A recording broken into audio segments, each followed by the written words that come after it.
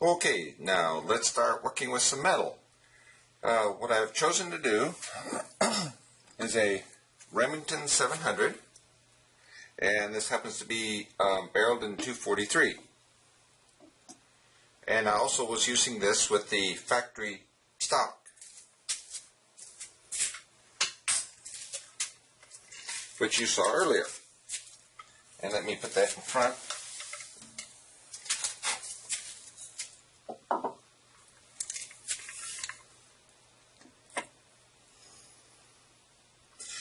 Now, one thing you'll notice, and this shows you the varieties, this one does not have an opening for the floor plate on the magazine. It's a fairly small caliber, so everything was on the inside.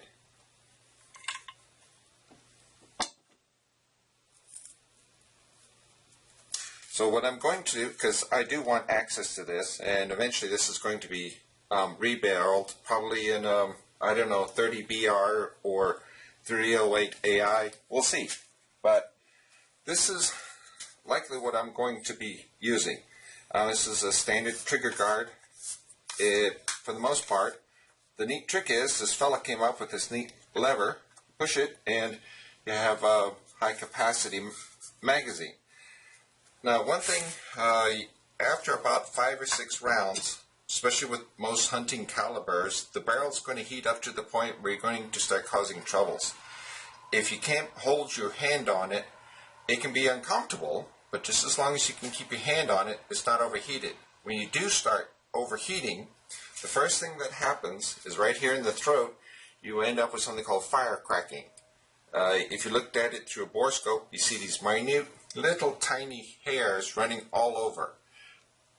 That's the beginning of very serious, very fast corrosion, and very shortly thereafter your accuracy kind of falls over a cliff. But this is one thing I'm going to try, and he does make shorter magazines and something up here.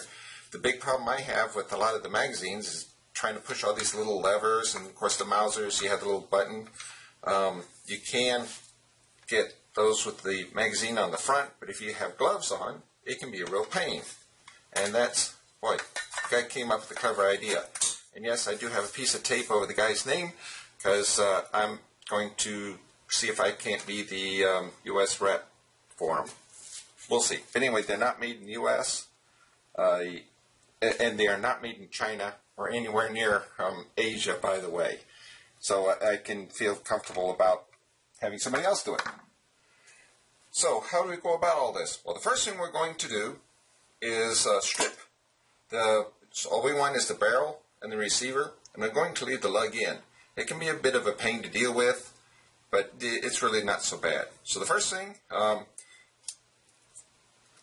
bet you've never seen a trigger move that easily. Actually, I'd already pulled the pins out.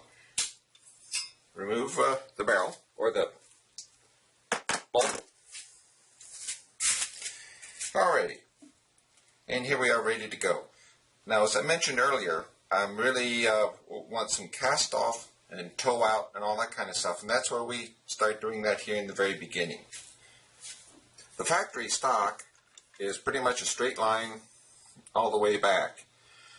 This is a small caliber, the 243, so it's not going to knock you into next county, but it sure would be a lot better if it had a little bit. And also acquiring your target. It makes life, let me put it in this way. This way you'll see it. Acquiring your target a whole lot easier. When you throw it to your shoulder, you can open up your eyes and everything's lined up on the scope. So now, as to references, what I usually do is start off with this black hole. If I just see an oddball line in the middle, I've been doing it this long enough that I know that's a reference for this hole. I don't have to keep labeling things. So now, just to keep proportions, come up close to the front,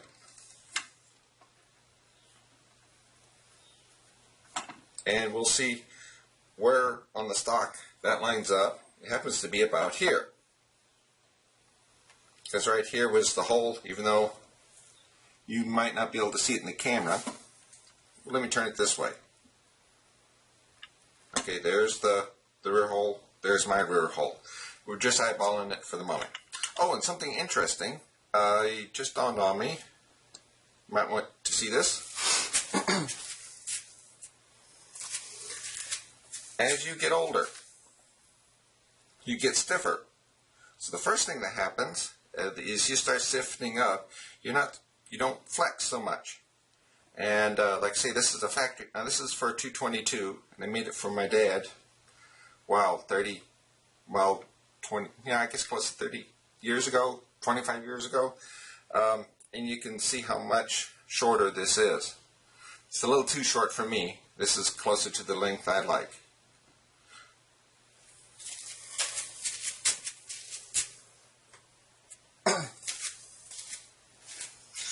Okay, now, this is what I have to do now is mark.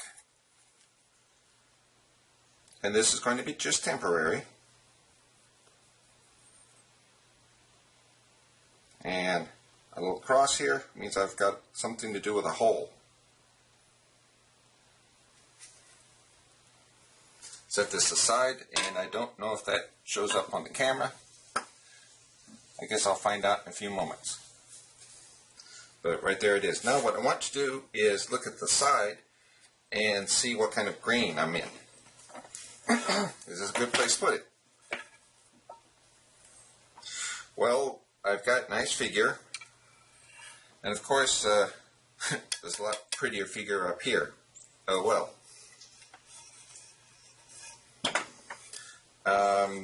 I don't know if this shows up well on the camera, but I have flame coming along till about this area here, and then it starts to get straight.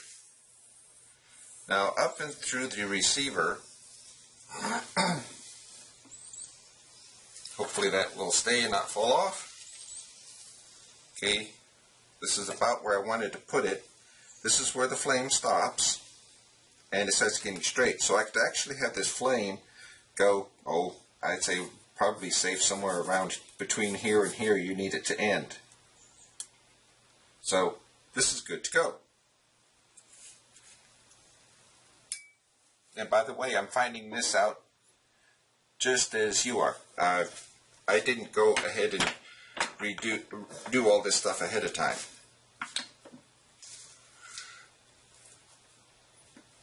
Alrighty, now I need to position this hole a little closer. So now, what we're going to do is put the barrel as far as we can to this side, and then the butt plate, as I was talking about with the cast off, is actually going to be slid out here, and then I'm going to take the bottom of it and slide it out a little. This is the toe out. The human shoulder, of course, goes here. Your shoulder's not built like this. It's built like this. And having this at a slight angle, it's a lot more comfortable to shoot. Also, you can tend to put it in this pocket, and it's repeatable. The more you can repeat the same position, of course, the more accurate you're going to be. So we've got this part done. Now, what I do is measure, and I want to start the side of this 1/4 of an inch in. The 1/4 of an inch, yes, it's going to be cut down to probably 1/8 to 3/16 worth of wood, so that gives me a little bit of fudge room in there. And let's see, these. Okay, this caliper goes in hundredths. And this is 135. Alrighty. Let me rearrange a few things here. Probably outside of camera shot. But bear with me a moment, because I don't want to keep banging the barrel on the different planes. Okay. So first, I said this is 1.35 diameter. Okay, first we come in 1/4 of an inch.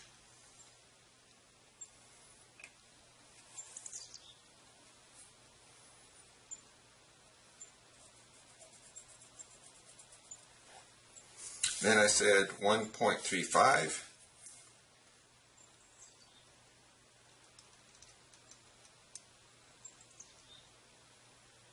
And notice I haven't done the center line yet. We'll get to that.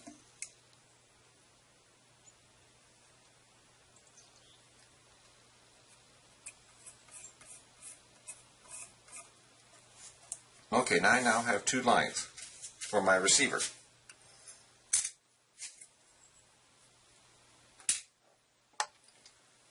Now we start putting a little bit longer lines in.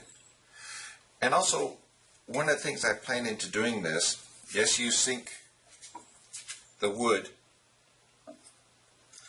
up to the bottom here and hopefully about halfway here.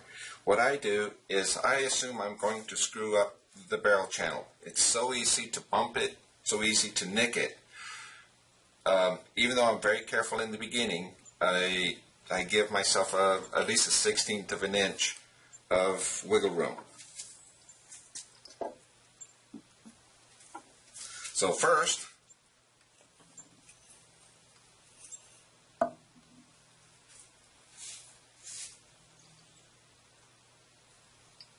think that's in the right place.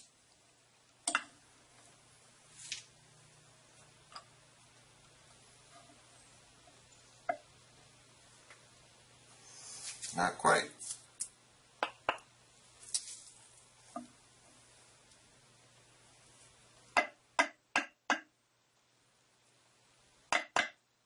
Okay, there we got it.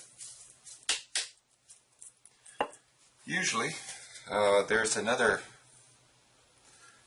one, and it's everything's round.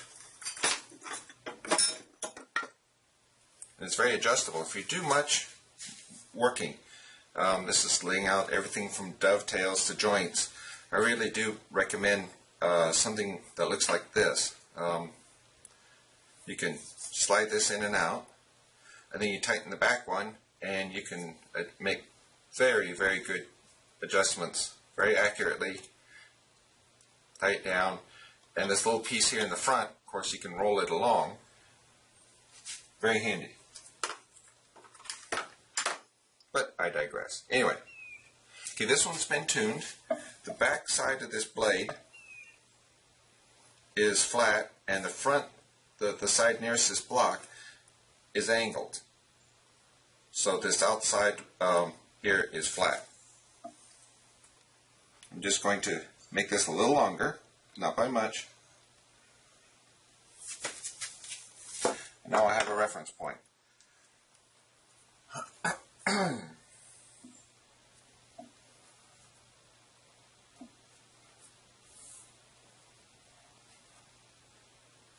Double checking what I'm doing.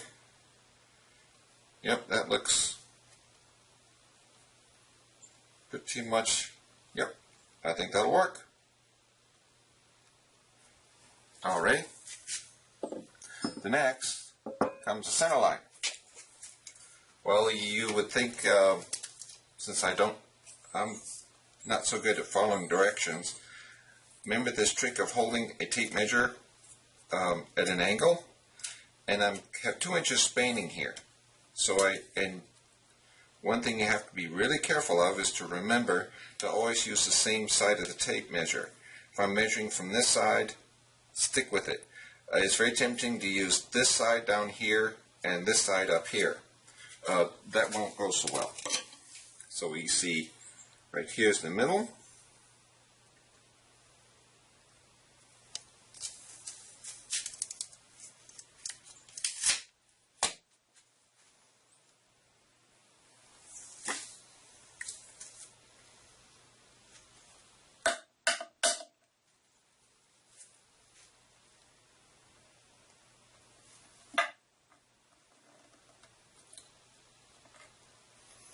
Okay, and now this one I'm going to carry all the way up.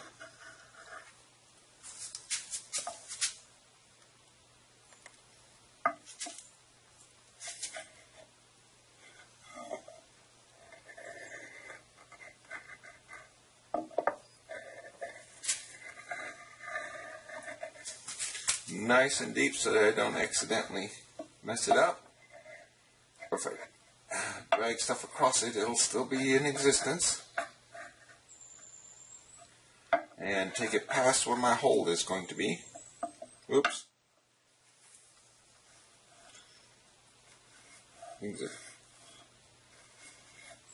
soon as I hit this bark, of course, it's soft and it wiggled. So now I have to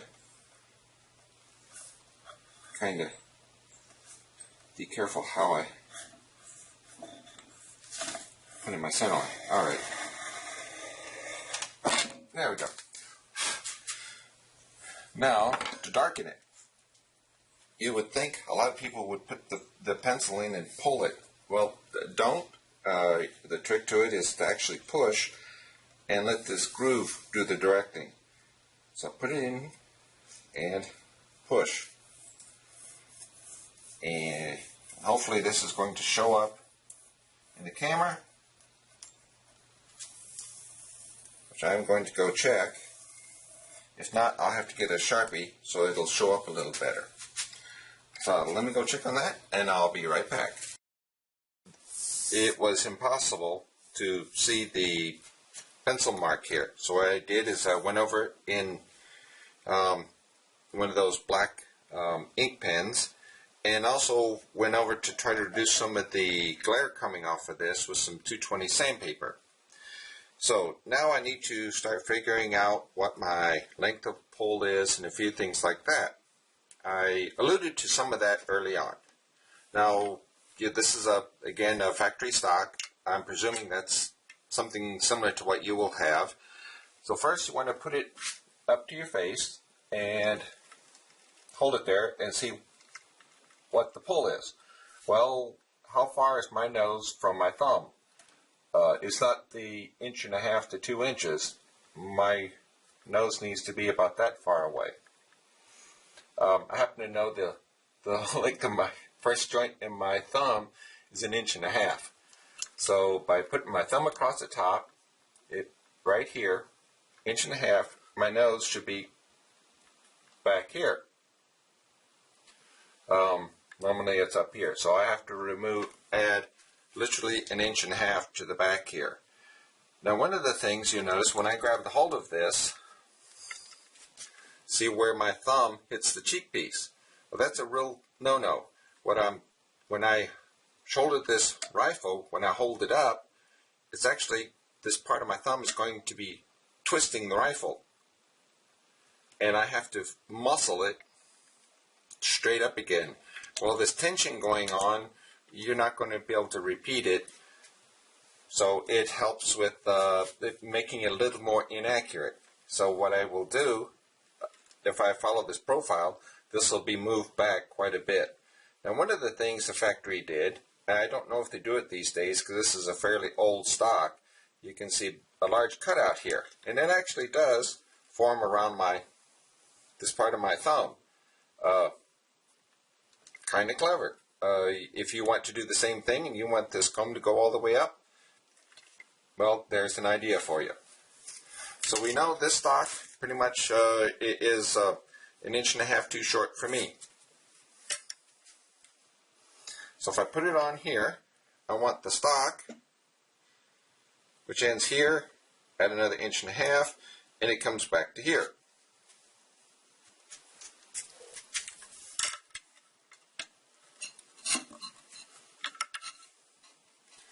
Alrighty. Now let's see. Make sure you can see the holes. These line up. Alright, now I need 1.5 inches added to the back of this, and I really don't want to go to the very edge because maple has a habit of splitting, especially where you have exposed end grain. So I want to be able to come in just a little bit is the minimum. So if I move this back, see, I said this was 1.5 inches. Yeah. Time to get out the pencil.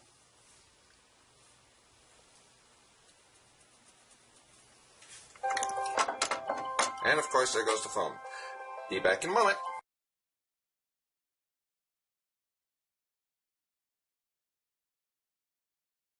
Just putting this butt plate on, all the way over.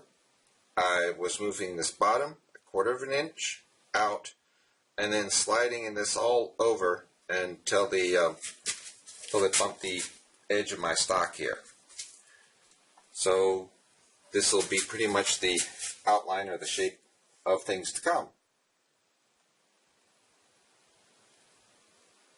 And that puts it about there.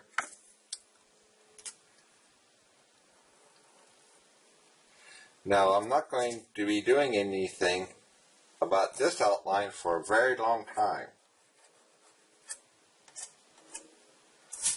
And I think I'll actually end up cutting it off, and I'll end up cutting this off, and I'll probably have to go through the exercise all over again.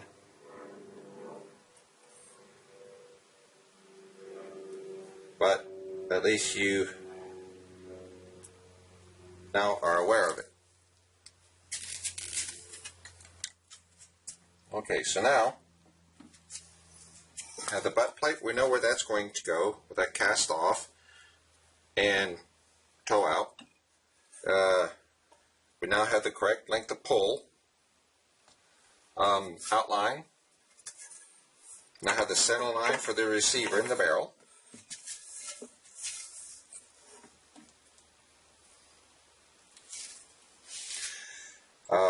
And now I need to start figuring out exactly where this hole is on the center line and mark it for the other hole, and then I have to go and see about putting in the drill press, and we'll see about drilling those two holes. And these also have to be careful and done very well, straight up and down, because this is how I'm going to set up the rest of the rifle. So let's see, I said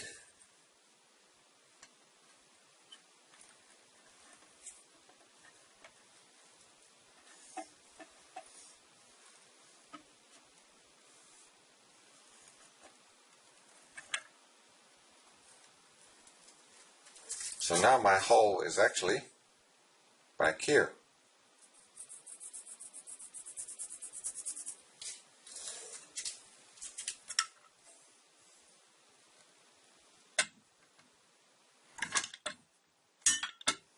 Come on, quit wiggling around on me.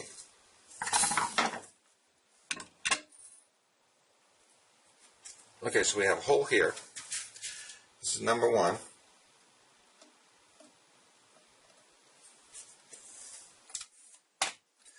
And I already know what the numbers are supposed to be, but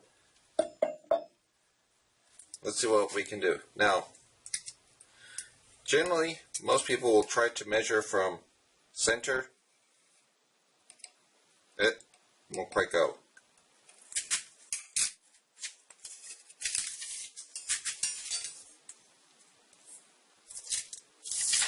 Where is... Okay. Let's see if I can hold this up well enough. From the outside edge to the outside edge. And that actually, you'll find out it works pretty well. And if you happen to see that the number says 6.5, you're correct. So now we go to the drill press. And let me show you how you make sure it's all square. There's a couple of tricks, and it involves just one piece of wire. You can make sure the whole thing is your quill straight up and down to your table. So that will be on the next section. Be right back. Well, there's one thing I almost forgot to mention. These stock screws. Somehow I only had one, so this one's homemade. Thankfully, Remington uses a 1/4-28 thread, so it's pretty easy to tap a new one. Now these are the ones that are perpendicular, and they have wrench flats so you can turn them in. Don't damage your receiver. What you're trying to do is eliminate the threads at the top of both of these. As you're moving it in and out, it'll act like a file or a rasp and enlarge the top of your hole, something you don't want. Now let's see if it's going to align.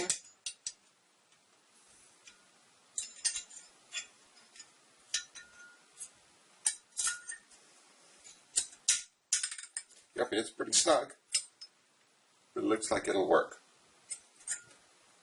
And it's very hard. You have to hold this at an angle because the bottom of the stock is at an angle, and when you do, it all slides on and off properly. But it's a little strange because this has to be at an angle, and of course you want to sit here and hold it straight, and of course that's not going to go on. The other, well, you can kind of hold this up like this to see how square.